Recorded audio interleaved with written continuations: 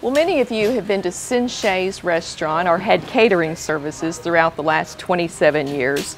And Cynthia Shea Hart joins us today. This place has really changed. Absolutely. You've changed from Cynthia Shea's to Serving Hope. Tell us how that happened, feeding the children. Well, Serving Hope was a division of Cynthia Shea's that focused on workforce development and teaching what we do to serve the community. And in October of 2019, we won a contract to take over the after-school program for Boys and Girls Club.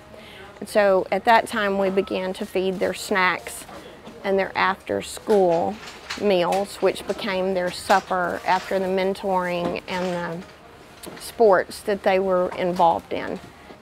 Then COVID hit. Then COVID hit. So those 900 that we had been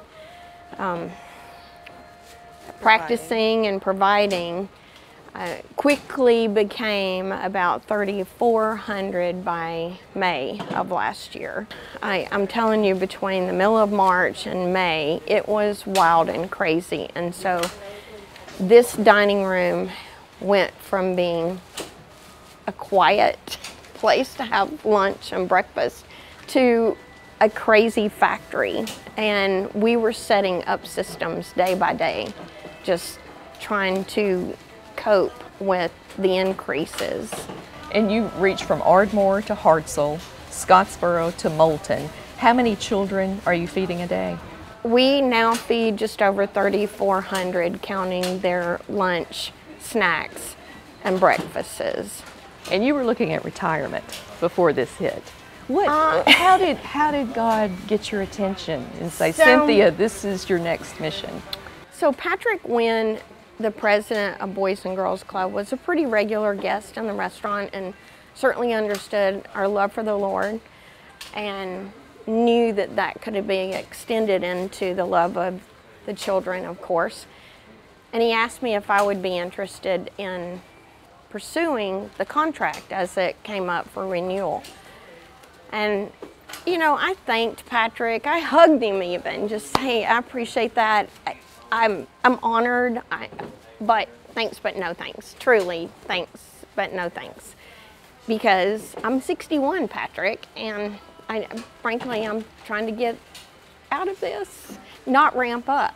Well, everybody knows we have a swinging door over there into the kitchen, and as I hugged him and thanked him, that swinging door I walked through, the Lord, before that door hit my backside, he had reminded me that Moses was 80 and I was a mere 61. And in that moment, that nanosecond, You knew. I knew. And so I bid the proposal and we won by 1 penny. Wow. 1 penny. And you just know that the Lord has your back. It had nothing to do with me. It still has nothing to do with me. It's so much bigger than me that he took the least of his